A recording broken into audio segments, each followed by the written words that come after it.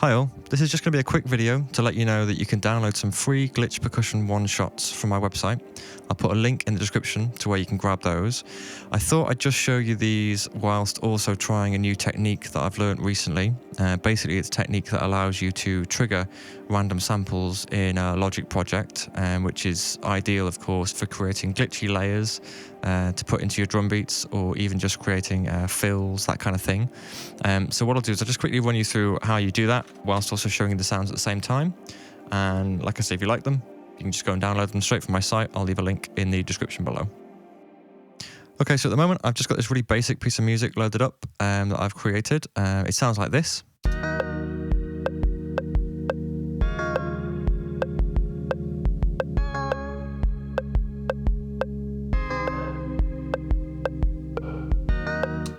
Nothing too fancy or complicated, and it's, like I say, very basic. What I wanted to do, though, was to add a layer of kind of glitchy percussion parts to this beat here. So all you need to do is create a new software instrument track, and within that track, we're looking to load up an instance of Logic's sampler. I'm then going to open up the mapping section, and you click on Zone, Load Audio Files. At this point, we're just looking to locate any glitches that you want to import. So in this case, I'm using the glitch percussion pack, like I said, that's free to download from my website. It consists of just 100 little one-shots to give you a little idea of what they sound like.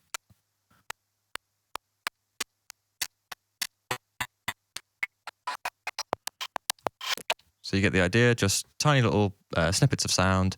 When you play them together or in quick succession, they can sound quite glitchy. So to give you an idea, if we just select all of these and open them all up into the sampler, so they're now mapped across the various keys, as you can hear by just triggering them. Now, you could go ahead and record a performance with your MIDI keyboard at this point, but the method that I've got just basically allows you to trigger those notes at random. So you need to go to the MIDI effects on a channel and employ two different things here. So the first is an arpeggiator. What an arpeggiator does, if you don't know, is it just basically triggers a pattern of notes based on maybe a single input coming into. And we're going to use this just with a single note. So if I create a MIDI region here, and if we just C3, create a note, if I just drag that out to fill a bar, you can already hear the arpeggiator working there. So I turn this off. All you've got so far, and solo this, is just the triggering of one sample, whatever sample it happens to be that's on C3 at the moment. That's all you have.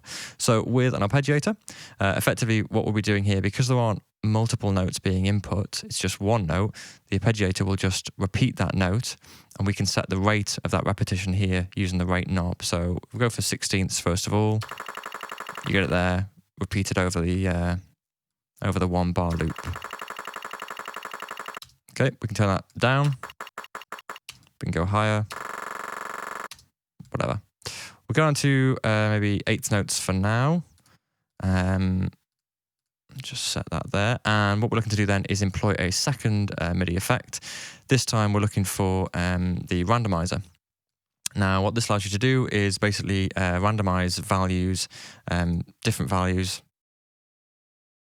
We're looking to use the note number value.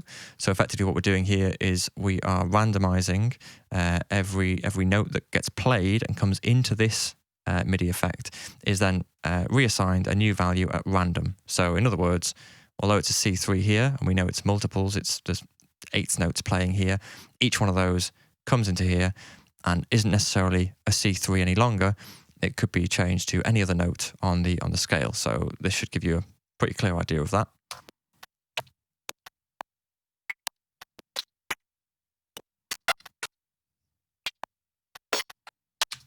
So instantly, you can hear what's happening there. You can mess with the input range.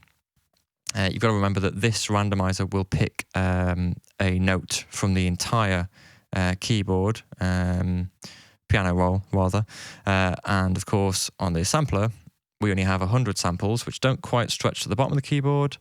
So there are a few instances there where it may trigger a bit of silence. I'm going to leave that the way it is for this, because I do like every now and then it doesn't trigger a note, and that's kind of, to my ears, sounds quite good as well, to sometimes just have a blank space and no sample triggered. It just adds another element of randomness. So I'm not going to mess with these ranges, but instantly what you get, if I just loop this this one note, effectively a one note MIDI region, instantly what you get, if you add this to the beat, is this effect where random samples just come in and out, and it instantly adds that extra depth to the beat that we had previously. Just change the volume a little bit, bring it down, and maybe just take out any unnaturally low parts quickly.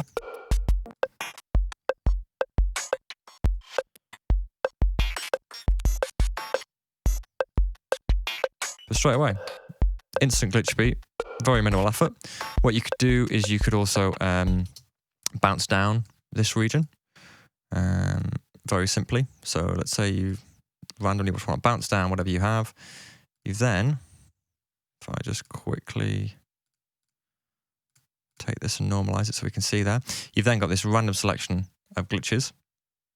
So we can mute the original.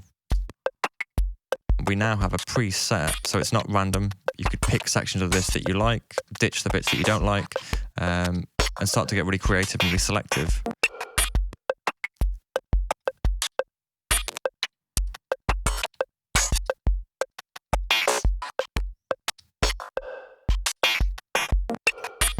So for example, I might take out these sections here.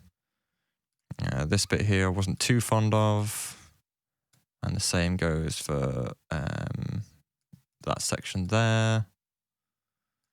So you might just want to remove these pieces and replace them with something else. I could take this bit, for example. I don't know what this bit sounds like, but let's just say for argument's sake that it was a piece that sounded quite good. And then do the same here. And just take that bit and fill the gap.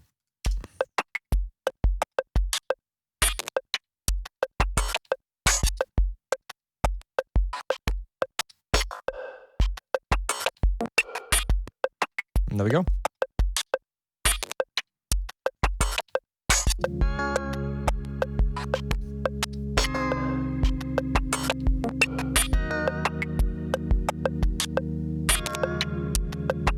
If you did enjoy this kind of thing and you do appreciate this kind of content, I'd appreciate it if you left me a like and even consider subscribing. It would help me out hugely with this channel, which I am trying to grow at the moment.